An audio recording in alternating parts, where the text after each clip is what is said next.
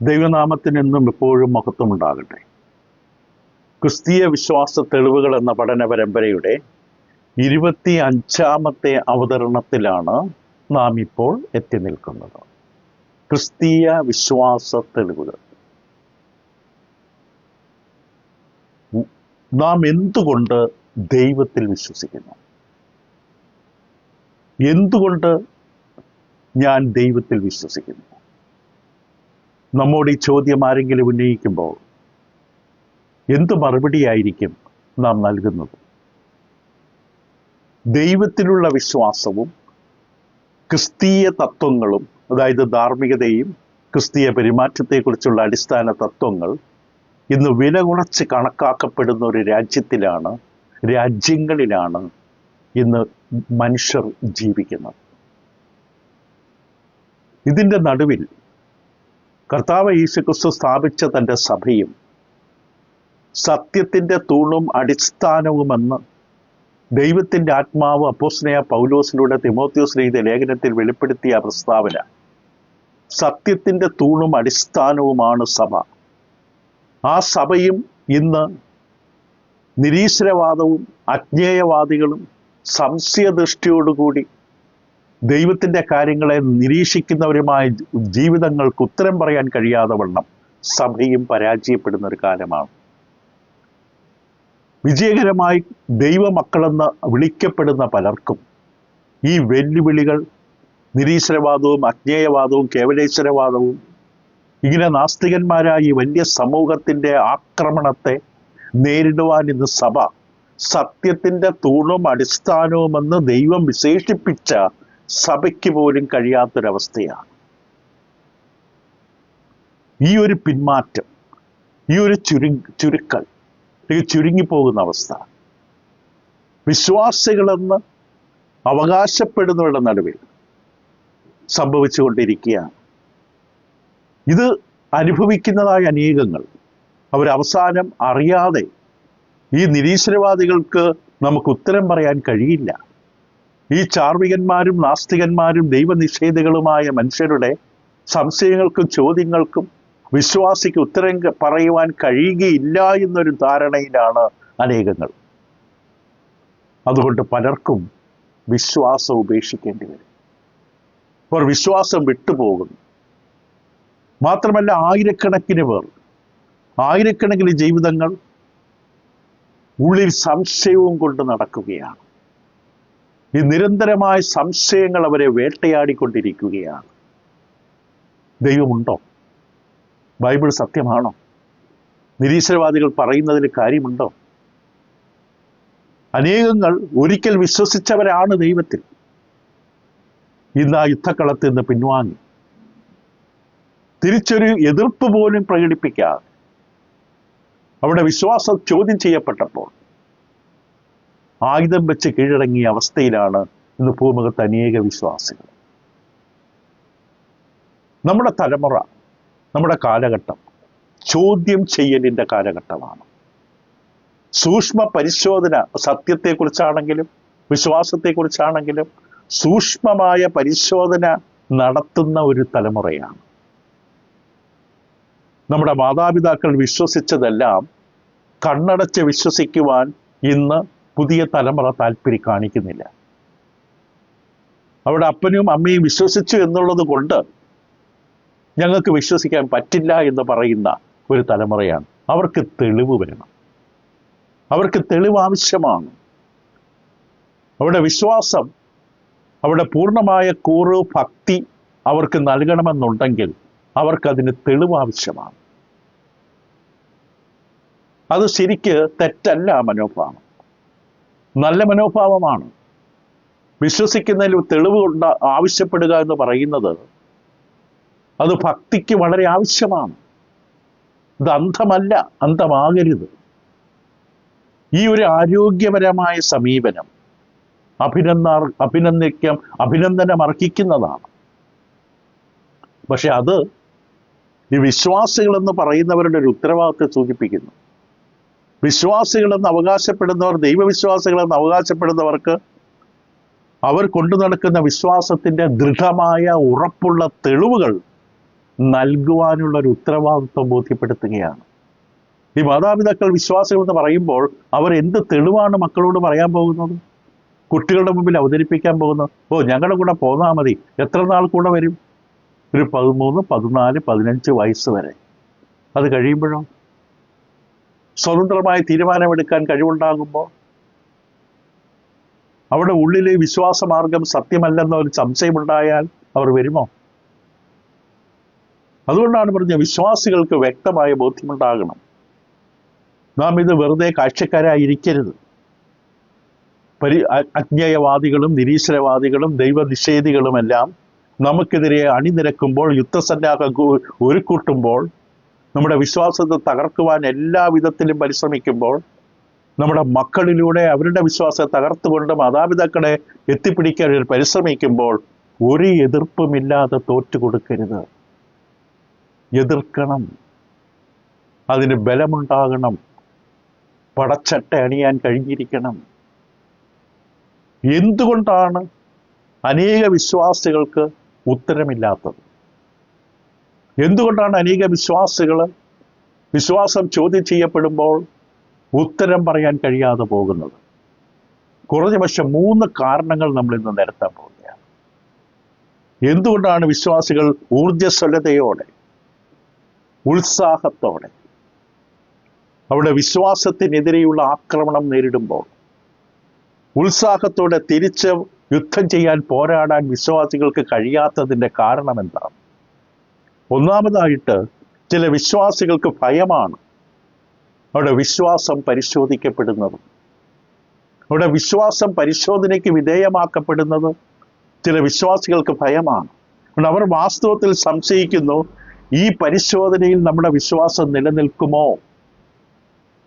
അവിടെ നമ്മളെ ചുറ്റും വീണു പോകുന്നവരുടെ എണ്ണമാണ് കൂടുതൽ.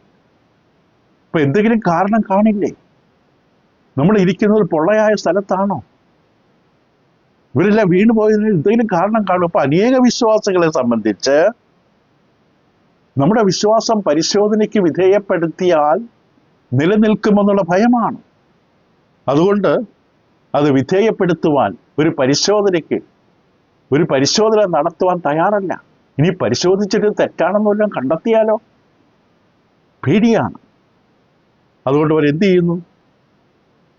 ഈ വിശ്വാസത്തിനെതിരെ ഉന്നയിക്കപ്പെടുന്ന സകല ആക്രമണങ്ങളും ആരോപണങ്ങളും സംശയങ്ങളുമെല്ലാം കണ്ടില്ലെന്ന് നടിക്കുന്നു, തള്ളിക്കളയുന്നു.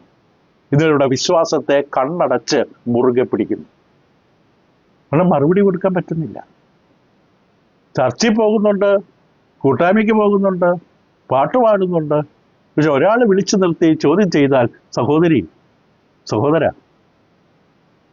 നിങ്ങൾ എന്തുകൊണ്ടാണ് ദൈവത്തെ വിശ്വസിക്കുന്നത് എന്ന് ചോദിക്കുമ്പോൾ ഉത്തരം പറയാൻ പറ്റില്ലെന്ന് അറിഞ്ഞുകൊണ്ട് നമ്മൾ ഓടിക്കളയും,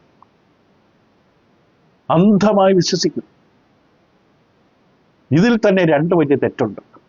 ഈ ഒരു നിലപാട്.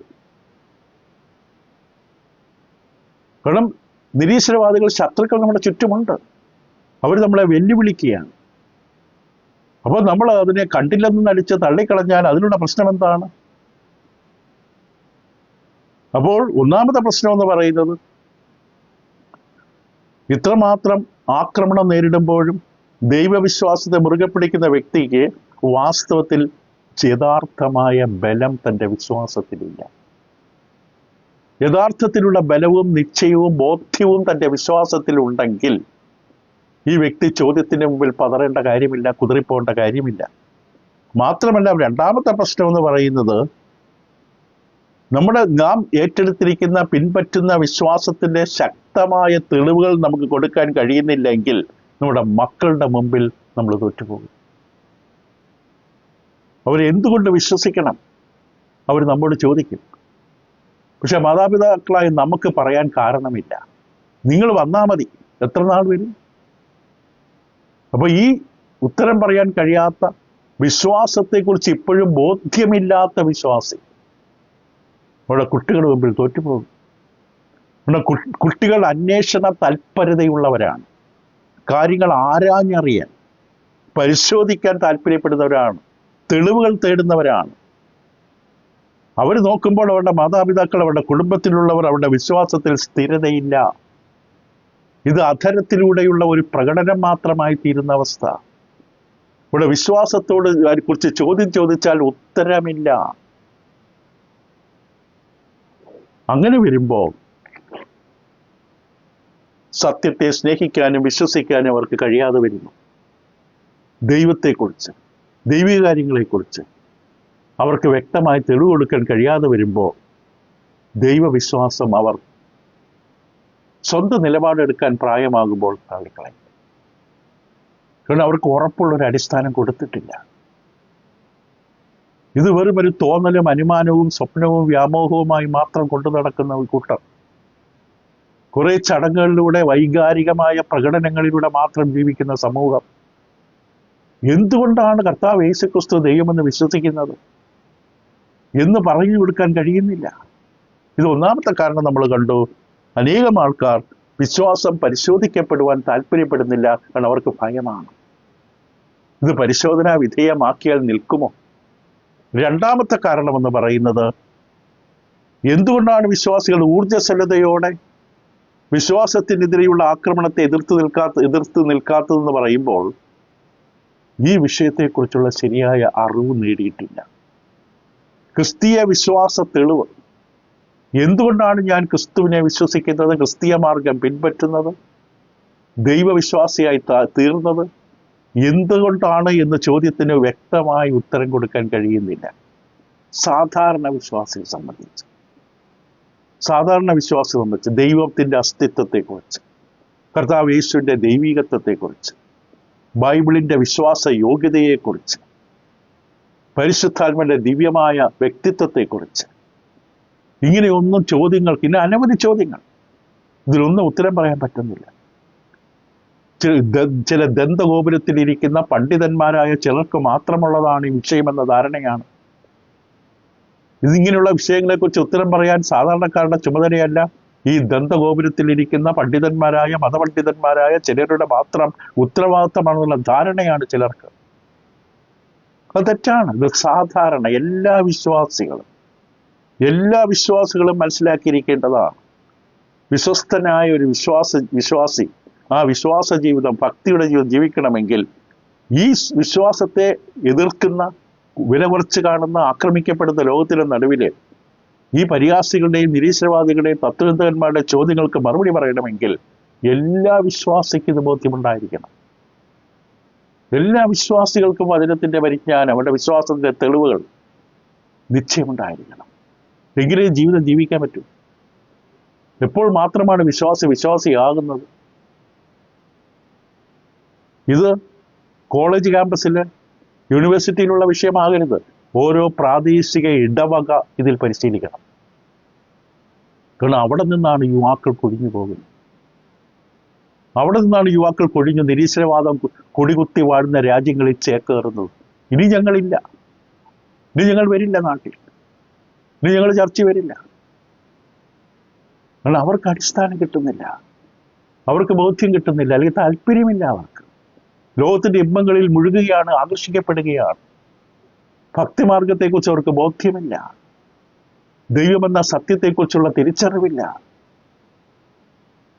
അത് ബാല്യം മുതലേ സൃഷ്ടാവിനെ അറിയാൻ പരിശീലിപ്പിക്കണം. അപ്പൊ ഇത് മറ്റൊരു കാരണം. രണ്ടാമത്തെ കാരണം, ആവശ്യമുള്ള അറിവുകൾ നൽകപ്പെട്ടിട്ടില്ല. മൂന്നാമത്തെ കാരണം, വിശ്വാസം ആക്രമിക്കപ്പെടുമ്പോൾ ചിലരുടെ ചിന്ത എന്ന് പറയുന്നത് വിശ്വാസവും ന്യായം അഥവാ യുക്തി അല്ലെങ്കിൽ അനുമാനം ഇത് തമ്മിൽ ഒരിക്കലും ചേർന്ന് പോകില്ല. വിശ്വാസത്തിന്റെ ന്യായം ചോദിക്കേണ്ട കാര്യമില്ല. നീ അങ്ങ് വിശ്വസിച്ചാൽ മതി, കണ്ണടച്ച് വിശ്വസിച്ചാൽ മതി. അത് യുക്തിയൊന്നുമില്ല. നീ കണ്ണടച്ച് ഉറക്കം നിലവിളിച്ച് പ്രാർത്ഥിക്കാതെ അവിടെ ആരെങ്കിലും ഉണ്ടോ, കേൾക്കുന്നുണ്ടോ ഒന്നും നീ നോക്കണ്ട, നീ പ്രാർത്ഥിച്ചാൽ മതി. അപ്പൊ ഇവിടെ അനേകരെ സംബന്ധിച്ച് അവരുടെ ചിന്ത എന്ന് പറയുന്നത് വിശ്വാസത്തിൽ ന്യായമോ യുക്തിക്കോ സ്ഥാനമില്ല. അവർ പറയും ദൈവത്തിന്റെ അസ്തിത്വം തെളിയിക്കാനൊന്നും പറ്റില്ല, നീ ദൈവമുണ്ടെന്ന് വേണമെങ്കിൽ ഒരു വാക്യം കൂടെ ഉത്തരിക്കും. എബ്രായ ലേഖനം 16 വാക്യം, ദൈവമുണ്ട് എന്ന് വിശ്വസിക്കാം. തെളിവൊന്നും നീ ചോദിക്കണ്ട. നീ വിശ്വാസത്തോടു കൂടി തന്നെ പ്രവർത്തിക്കുക. അവിടെ ദൈവം ഉണ്ടെന്ന വിശ്വാസത്തോടെ, അനുമാനത്തോടെ പ്രാർത്ഥിക്കുക. ഒരു വിധത്തിൽ കണ്ണടച്ച് അന്ധമായ വിശ്വാസം. അന്ധമായ വിശ്വാസം. ഈ ഒരു നിലപാട് ബുദ്ധിപരമായും ദൈവവചനപ്രകാരവും ശരിയല്ല. ബുദ്ധിപരമായും ശരിയല്ല, ദൈവവചനപ്രകാരം ശരി. ദൈവം അങ്ങനെ പറഞ്ഞിട്ടില്ല നമ്മളോട് അന്ധമായി വിശ്വസിക്കാൻ. കർത്താവ് യേശു പോലും താൻ ഉയർത്തെഴുന്നേറ്റ് ഒന്ന് സംശയം തോമസിന് മുമ്പിൽ കൈനീട്ടിയിട്ട് പറഞ്ഞത്, നീ എന്നെ കണ്ടതുകൊണ്ട് വിശ്വസിച്ചു, കാണാതെ വിശ്വസിക്കുന്നവർ ഭാഗ്യവാന്മാർ. എന്ന് വെച്ചാൽ ദൈവവചനത്തിൻ്റെ പരിജ്ഞാനത്തിലൂടെ കർത്താവ് യേശുവിൻ്റെ ആത്മസ്വഭാവത്തെ തിരിച്ചറിഞ്ഞ് കർത്താവ് ഉണ്ട് ഇന്ന് എന്നുള്ളത് വ്യക്തമാണ്. കാരണം ആദ്യം ഭൗതികമായി നമ്മുടെ നടുവിൽ ഇറങ്ങി വന്നവരാണ്. അവിടെ നടുവിലൂടെയാണ് മുകളിലോട്ട് പോയത്. സ്വർഗത്തിൽ വലതുഭാഗത്ത് ദൈവത്തിൻ്റെ വലതുഭാഗത്ത് ഇരിക്കുന്നു എന്ന് വചനത്തിലൂടെ വെളിപ്പെടുത്തി തന്നു. നമ്മുടെ കണ്ണുകൾക്ക് അദൃശ്യമാണ്, പക്ഷെ വിശ്വസിക്കാം. വിശ്വാസം വചനത്താലെ വരുന്നു. ദൈവവചനത്തെ മനസ്സിലാക്കുന്ന ഒരു വ്യക്തിക്ക് സംശയിക്കേണ്ട കാര്യമില്ല. അത് അന്ധവിശ്വാസമല്ല. അത് കണ്ട സാക്ഷികൾ എഴുതിയതാണ് നമ്മുടെ കയ്യിലുള്ള പുസ്തകം. ഇപ്പൊ വിശ്വാസം നിലനിൽക്കണമെങ്കിൽ വ്യക്തമായ, കൃത്യമായ അടിസ്ഥാന തെളിവുകൾ അതിനെ താങ്ങി നിർത്താൻ വേണം. നമ്മൾ നേരത്തെ വായിച്ചു, പറഞ്ഞു, സത്യത്തിൻ്റെ തൂണും അടിസ്ഥാനം, സത്യത്തിൻ്റെ തൂണും. ആ സത്യമായ തൂണിലാണ് ദൈവവചനം നിൽക്കുന്നത്. ആ സത്യമാണ് വചനം. വചനത്തെ താങ്ങി നിർത്തുന്നതാണ് സഭ. ഭൂമുഖത്ത് ദൈവത്തിൻ്റെ വചനത്തെ, വചനമാകുന്ന സത്യത്തെ താങ്ങി നിർത്താൻ ദൈവം സ്ഥാപിച്ചിരിക്കുന്ന ഏക സ്ഥാപനമാണ് കർത്താവിൻ്റെ സഭ. സത്യത്തിൻ്റെ തൂണും അത്യത്തിൽ അടിസ്ഥാനപ്പെട്ടത്.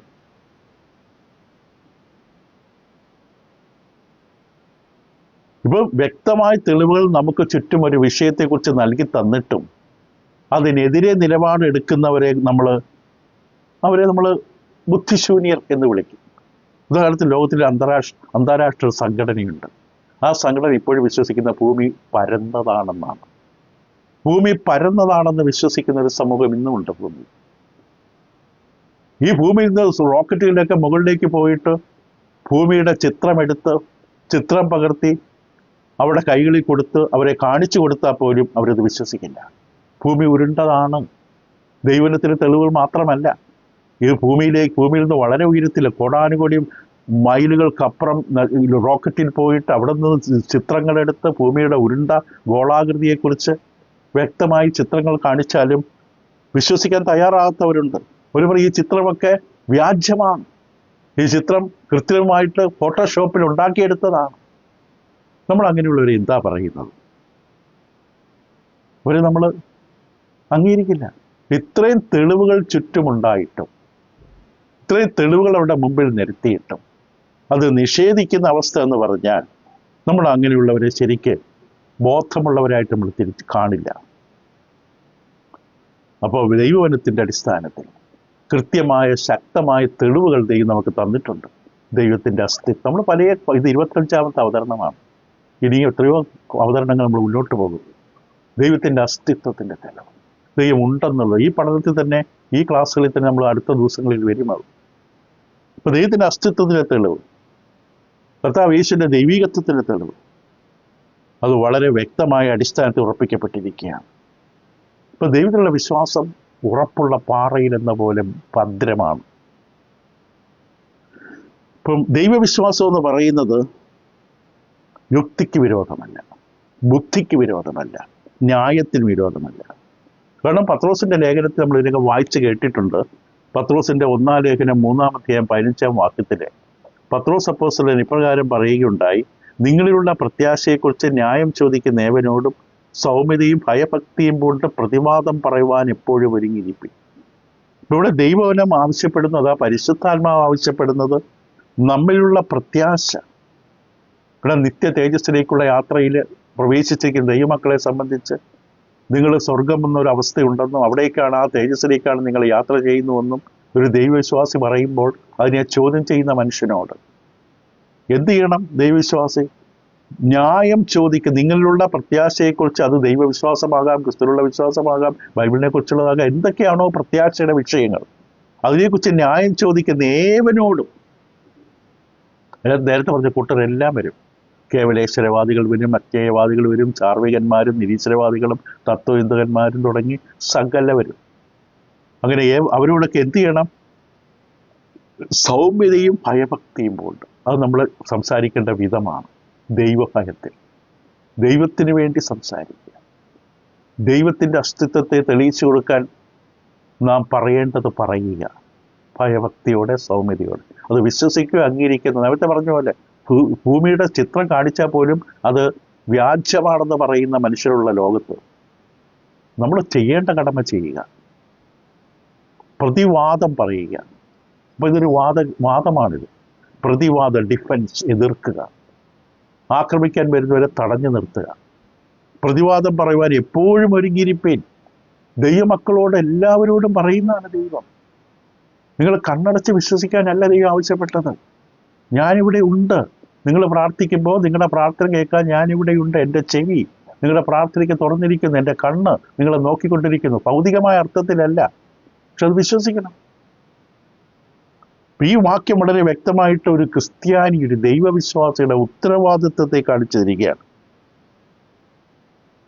അത് സുവിശേഷം കേട്ടു, ക്രിസ്തുവിൽ ദൈവപുത്രനാണെന്ന് വിശ്വസിച്ചു, അതിന് മാനസാന്തരപ്പെട്ടു, ക്രിസ്തുവിലുള്ള വിശ്വാസം ഏറ്റവും സ്ഥാനപ്പെട്ടു, തീർന്നു. ഇതാണ് ഇന്നത്തെ ലോകം. അങ്ങനെ ചെയ്യുന്നവരുടെ കൂട്ടത്തിൽ ചിലടത്ത് അതുപോലുമില്ല. കണ്ണടച്ച് പ്രാർത്ഥിച്ചാൽ മതി, ബുക്കിൽ എഴുതിയ, പേപ്പറിൽ എഴുതിയാൽ മതി, അല്ലെങ്കിൽ മുട്ടുകുത്തി കൈ ഉയർത്തിയാൽ മതി. ഞാൻ ഈ കർത്താവ് യേശുവിനെ ഹൃദയത്തിൽ വിശ്വസിക്കുന്നു. എന്തൊരു ആക്രമണമാണ് സാത്താൻ അയച്ചുവിട്ടിരിക്കുന്നത്. യഥാർത്ഥത്തിലുള്ള രക്ഷ സുവിശേഷത്തെക്കുറിച്ച് പ്രസംഗിക്കുന്നുമില്ല. പ്രസംഗിക്കപ്പെടുന്നതിൽ ബാക്കിയുള്ള കാര്യങ്ങൾ പറഞ്ഞു കൊടുക്കും. ഞാൻ നിങ്ങളോട് കൽപ്പിച്ചതൊക്കെയും പ്രമാണിപ്പാൻ തക്കവണ്ണം സകല ജാതികളെ ശിഷ്യരാക്കുക. ഒരു വചന പഠനം പരിജ്ഞാനം പ്രാപിക്കാനുള്ള ജീവിതം ആൾക്കാർക്കില്ല. ഒരു വൈകാരിക തലങ്ങളിലുള്ള പ്രകടനത്തിൽ മാത്രം ഒതുങ്ങി കിടക്കുക. ഇതിനുവേണ്ടി നിലവിളിക്കണം ദൈവമക്കൾ. ഈ അവസ്ഥയ്ക്ക് മാറ്റം ദൈവമക്കളുടെ ഉത്തരവാദിത്വമാണ്. ഇടിവിൽ നിന്ന് പ്രാർത്ഥിക്കണം, നിലവിളിക്കണം, ഈ അവസ്ഥയ്ക്ക് മാറ്റം വരാൻ. ദൈവനെ കൈകാര്യം ചെയ്തവർക്ക് സുബോധം കൊടുക്കാൻ, ഓരോ വിശ്വാസികളെ ആത്മീയമായി ബലപ്പെടുത്താൻ, ക്രിസ്തുവിനെക്കുറിച്ചുള്ള പരിജ്ഞാനത്തിലും ദൈവ വിശ്വാസത്തിലും ദൈവത്തിൻ്റെ അസ്തിത്വത്തിലും ഓരോ വ്യക്തികളെ ഉറപ്പിക്കാനുള്ള ഉത്തരവാദിത്വം ബൈബിള് കയ്യിലെടുത്തിരിക്കുന്ന ഓരോ വ്യക്തിയുടേതുമാണ്. ദൈവം കണക്ക് ചോദിക്കും. ചോദിച്ചതുപോലെ നിക്കോദെമോസിനോട് ദൈവം, നീ ഇത്ര നാളിത് അറിയുന്നില്ലയോ? ഓരോ വിശ്വാസിയുടെ ഉത്തരവാദിത്വമാണ് വിശ്വാസം പ്രതിരോധിക്കണം, പ്രതിവാദം പറയണം. ഇപ്പം പരിശോധന വിധേയമാക്കുമ്പോൾ ദൈവമക്കൾക്ക് ഭയമില്ല. അവർക്ക് നല്ല ഉറപ്പുണ്ട്. അവർ നിൽക്കുന്ന സത്യത്തിലാണ്, പാറയിലാണ്. എൻ്റെ ദൈവം എൻ്റെ കൂടെയുണ്ട്. കണ്ണുകൊണ്ട് കാണാൻ പറ്റുന്നില്ല. ഇത് വിശ്വാസ ജീവിതമാണ്, പക്ഷെ അന്ധവിശ്വാസമല്ല. ഇങ്ങനെ നമുക്ക് വിശ്വാസത്തിൽ ചോദ്യം ചെയ്യപ്പെടുമ്പോൾ ഉറപ്പില്ലെങ്കിൽ ഒരു അർത്ഥം നമ്മൾ വിശ്വാസത്തിലല്ല. നിങ്ങൾ വിശ്വാസത്തിൽ തന്നെയാണോ ഇരിക്കുന്നത് എന്ന് ശോധന ചെയ്യുവീൻ എന്ന് പൗലോസ് അപ്പോസ്തലൻ കൊരിന്ത്യർ സഭയ്ക്ക് എഴുതുമ്പോൾ അവസാനം ചോദിച്ചു. നിങ്ങൾ വിശ്വാസത്തിൽ തന്നെയാണോ? ഈ വിശ്വാസ മാർഗമാണോ നിങ്ങൾ ജീവിക്കുന്നത്? അതോ ചടങ്ങ്, ആചാര അനുഷ്ഠാനങ്ങൾ, കർമ്മങ്ങൾ? ദൈവം ആവശ്യപ്പെടുന്ന വിശ്വാസ ജീവിതമാണ്. അത് നമ്മൾ പരിശോധിക്കപ്പെടുമ്പോൾ പേടിയാണെങ്കിൽ അത് വിശ്വാസമല്ല. ദൈവത്തിലുള്ള വിശ്വാസം, വചനത്തിലുള്ള വിശ്വാസം, ക്രിസ്തീയ ധാർമ്മികതയിലുള്ള വിശ്വാസം, ഇതൊന്നും യുക്തിവിരുദ്ധമല്ല, അന്യായവുമല്ല. പ്രതിരോധിക്കാൻ കഴിയുന്നതാണ്. പ്രതിരോധിക്കാൻ കഴിയണമെങ്കിൽ നമുക്കതിനെക്കുറിച്ച് ബലമുണ്ടാകണം. അല്ലെങ്കിൽ നിരീശ്വരവാദി പറയുന്നത് ശരിയാണ് സമ്മതിക്കേണ്ടി വരും. വിശ്വാസം ഇനി അവസാനിപ്പിക്കുക, ഉപേക്ഷിക്കുക, ആവശ്യമില്ല. കാരണം ഇത് എതിർക്കാൻ പറ്റും, ഇത് തോറ്റുപോകുന്നു. ആരോടും മറുപടി പറയാൻ പറ്റുന്നില്ല. ദൈവമുണ്ടെന്ന് തെളിയിക്കാൻ പറ്റുന്നില്ല.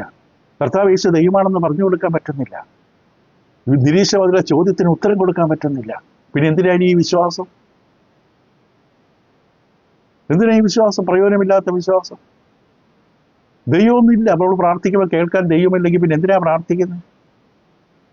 എന്ത് മനഃശാസ്ത്രപരമായ ഒരു മനസ്സുഖം കിട്ടാനാണോ? അത് വിശ്വാസമല്ല. അത് നമ്മൾ പ്രാർത്ഥിക്കുമ്പോൾ ദൈവം എൻ്റെ പ്രാർത്ഥന കേൾക്കുന്നു. ദൈവം അവിടെ ഉണ്ട്, എന്നെ സ്നേഹിക്കുന്ന എൻ്റെ അപ്പനായിട്ട്. അപ്പോൾ നമ്മുടെ വിശ്വാസം ന്യായമാണ്, യുക്തിഭദ്രമാണ്, സത്യമാണ്. ഈ പാഠങ്ങൾ നമ്മൾ തയ്യാറാക്കുന്നതിന് വേണ്ടി അത് ലളിതമാക്കി അവതരിപ്പിക്കുന്നതേ ഉള്ളൂ. ഈ പാഠങ്ങളുടെ ഉദ്ദേശം എന്താണ്? ദൈവത്തിലുള്ള വിശ്വാസം വ്യർത്ഥമല്ല. വിശ്വാസം വ്യർത്ഥമല്ല. കർത്താവ് യേശു ഉയർത്തെഴുന്നേറ്റിട്ടില്ലെങ്കിൽ പൗലോസ് പറയും നിങ്ങളുടെ വിശ്വാസം വ്യർത്ഥം. പാപമോചനം എന്ന അവസ്ഥയില്ല. പരിശുദ്ധാത്മാവിൻ്റെ ദാനം ഉള്ളിൽ ലഭിക്കില്ല. അങ്ങനെയൊന്നുമില്ല. ക്രിസ്തു ഉയർത്തെഴുന്നേറ്റിട്ടില്ല എങ്കിൽ, ദൈവമില്ലെങ്കിൽ, അങ്ങനെയല്ല സത്യം. നമ്മുടെ വിശ്വാസം വ്യർത്ഥമല്ല. നമുക്കത് ആവശ്യത്തിലുള്ള അറിവ് തരുന്ന നമ്മുടെ വിശ്വാസം ബലപ്പെടുത്താൻ വിശ്വാസത്തിൻ്റെ പരിചയമാണ് നമ്മൾ എടുക്കേണ്ടത്. കാരണം നമ്മൾ ആക്രമണത്തിലാണ്, നിരന്തരം ആക്രമിക്കപ്പെട്ടുകൊണ്ടിരിക്കുകയാണ്. നമ്മുടെ പഠനങ്ങൾ അതിന് നമ്മളെ ബലപ്പെടുത്തുകയാണ്. എല്ലാ തെളിവ് ദൈവം തരികയാണ്. അത് വേണോ വേണ്ടിയോ നമ്മൾ സ്വീകരിക്കണം, തീരുമാനിക്കണം. ഈ തെളിവുകൾ ഉണ്ടായിട്ട് അതിനെതിരെ കണ്ണടച്ചിരിക്കരുത്. ലോക സൃഷ്ടി മുതൽ ബുദ്ധിക്ക് തെളിവായി ദൈവം തന്നെ വെളിപ്പെടുത്തുമ്പോൾ ഞാൻ കണ്ണടച്ചിരുന്നിട്ട് അങ്ങനെയൊന്നുമില്ല, സൂര്യോദയമില്ല, സൂര്യാസ്തമയമില്ല, സൂര്യനില്ല, ചന്ദ്രനില്ല, നക്ഷത്രങ്ങളില്ല എന്നൊക്കെ ഞാൻ പറയരുത്. കണ്ണു തുറന്ന് നോക്കാൻ പറഞ്ഞു ദൈവം. അപ്പോൾ നമുക്ക് ഉത്തരം പറയാൻ കഴിയും. അപ്പോൾ ഈ പഠനങ്ങൾ അതിനുവേണ്ടിയുള്ളതാണ്, നമ്മെ ബലപ്പെടുത്തുന്നതും ഉറപ്പിക്കുന്നതുമാണ്. അത് മാത്രമല്ല, ഈ പഠനത്തിൽ നമ്മൾ മുന്നോട്ട് പോകുമ്പോൾ നിരീശ്വരവാദിയുടെയും ചാർവികന്റെയും പരിണാമവാദിയുടെയും പൊള്ളത്തരങ്ങൾ ഓരോന്നായിട്ട് വെളിപ്പെടും. അതുകൊണ്ട് തന്നെയാണ് പിശാച് നാം ഇതൊന്നും പഠിക്കരുതെന്ന് ആഗ്രഹിക്കുന്നത്. പിശാച് ഇതൊന്നും നമ്മൾ പഠിക്കരുത്, അറിയരുത്, നിങ്ങളൊരു ചടങ്ങ് പോലെ മുകളിലൂടെ അങ്ങ് പോയാൽ മതി, ആഴമായിട്ടൊന്നും ബൈബിൾ പഠിക്കരുത്, ദൈവവിശ്വാസത്തെക്കുറിച്ച് പഠിക്കരുത് എന്ന് പിശാച് ആഗ്രഹിക്കുന്നത് എന്തുകൊണ്ടാണ്? അവൻ്റെ പൊള്ളത്തരങ്ങൾ, തന്ത്രങ്ങൾ, കുതന്ത്രങ്ങൾ വെളിവാകും. ആ പിടിയിൽ അലകലകപ്പെട്ടിരിക്കുകയാണ്. സ്ഥാനപ്പെട്ടു തീർന്നു, ഇനിയൊന്നും വേറൊന്നും പഠിക്കണ്ട. അധികം നാൾ നിൽക്കില്ല ജീവിതം. കാരണം ഒരു പരിശോധന വിധേയമാക്കുമ്പോൾ തകർന്നു പോകുന്നുണ്ടെങ്കിൽ പരിശോധിക്കപ്പെടാൻ നിന്നു കൊടുക്കില്ല, ഓടിക്കണം. അപ്പോൾ ഈ പഠനങ്ങളിലൂടെ, ഈ അറിവുകളിലൂടെ നമുക്ക് ഉറപ്പുള്ളൊരു അടിസ്ഥാനം കിട്ടുകയാണ് വിശ്വാസത്തിൻ്റെ. അതുമാത്രമല്ല, അവിശ്വാസികളുടെയും നിരീശ്വരവാദികളുടെയും തത്വചിന്തകന്മാരുടെയും നമ്മളെ വിശ്വാസത്തെ ആക്രമിക്കുന്നവരുടെ പൊള്ളത്തരങ്ങളായിട്ട് വീഴുകയാണ്. അപ്പം നമുക്ക് ബലം കിട്ടും, അവർക്കുവേണ്ടി പ്രാർത്ഥിക്കാൻ, സഹായിക്കാൻ പറ്റും. പൗലോസ് അരിയോപഗമുന്നിൽ നിന്ന് പറഞ്ഞ പോലെ നിങ്ങൾ അതിഭക്തന്മാരാണ്, പക്ഷെ നിങ്ങൾ അറിയാതെ പൂജിക്കുന്നത് ഞാൻ നിങ്ങൾ പറഞ്ഞു തരാം ആരാണത്. നിങ്ങൾക്കറിയാത്തൊരു ദൈവമുണ്ട്, ഇതെല്ലാം ഉണ്ടാക്കിയ സകലനാഥനായ സൃഷ്ടാവായ ദൈവം, നിങ്ങൾ മാനസാന്തരപ്പെടണം നിങ്ങളോട് കൽപ്പിക്കുന്ന ദൈവം, കർത്താവ് യേശുവിനെ നൽകി തന്ന് പാപമോചനം ഒരുക്കി തന്ന ദൈവം, നമ്മുടെ ആവശ്യപ്പെട്ട എല്ലായിടത്തും എല്ലാവരും മാനസാന്തരപ്പെടണമെന്ന് ആഗ്രഹിക്കുന്ന ദൈവം വ്യക്തമായി കാണിച്ചു കൊടുത്ത പൗലോസ്. കാരണം തനിക്കറിയാം, ക്രിസ്തുവിലേക്ക് വരുന്നതിന് മുമ്പ് ഗമാലിയലിൻ്റെ കീഴിലിരുന്ന ന്യായപ്രമാണം അരച്ച് കലക്കി കുടിച്ച് പ്രമാണ ശാസ്ത്രങ്ങളെല്ലാം പഠിച്ച മനുഷ്യൻ. പക്ഷെ അവന് ദൈവത്തെ അറിയില്ലായിരുന്നു. ദൈവത്തെ അറിയാതെ ശാസ്ത്രം പഠിച്ച മനുഷ്യൻ. പക്ഷെ ദൈവത്തെ അറിഞ്ഞപ്പോൾ ശാസ്ത്രം പഠിച്ച ശാസ്ത്രവും ആചാരവും അനുഷ്ഠാനവും പഴയ നിയമങ്ങളുമൊക്കെ എൻ്റെ സ്ഥാനത്ത് കൃത്യമായി കണ്ടു. അതെല്ലാം യേശുവിനെ ചൂണ്ടിക്കാട്ടുന്നതാണെന്ന് കണ്ടു. ഇന്ന് അവൻ യേശുവിനെ കുറിച്ച് പറയുമ്പോൾ ഒരു മനുഷ്യനും പൗലോസിൻ്റെ നേരെ നിന്ന് തർക്കിക്കാൻ പറ്റുമായിരുന്നില്ല. സ്തെഫാനോസിന്റെ ജ്ഞാനത്തിന് മുമ്പിൽ ഒരാൾക്ക് നിൽക്കാൻ കഴിയുമായിരുന്നില്ല. മോശ അവതരിപ്പിച്ച ദൈവത്തിൻ്റെ എതിരെ ഒരു മന്ത്രവാദികൾക്ക് നിൽക്കാൻ പറ്റില്ല. അതാണ് ദൈവമക്കൾ, വിജയിക്കുന്നവർ, ദൈവമക്കൾ, പൂർണ്ണ ജയം പ്രാപിക്കുന്ന ദൈവമക്കൾ. അവർക്ക് നിശ്ചയമുണ്ട്, ബോധ്യമുണ്ട്. പിന്നെയുള്ള പഠനങ്ങൾ നമ്മൾ ഇതിനെ സഹായിക്കുന്ന മറ്റു പഠനങ്ങളായിരിക്കും. ദൈവം നിങ്ങളെ സഹായിക്കട്ടെ. ശ്രദ്ധയോടുകൂടി പഠിക്കുക. ജീവിതത്തിൽ ഒരിക്കൽ മാത്രം ഒരുപക്ഷെ അവസരം കിട്ടിയെന്ന് വരുള്ളൂ. അടുത്ത തലമുറയ്ക്ക് പ്രയോജനപ്പെടട്ടെ. ദൈവം നിങ്ങളെ സഹായിക്കട്ടെ.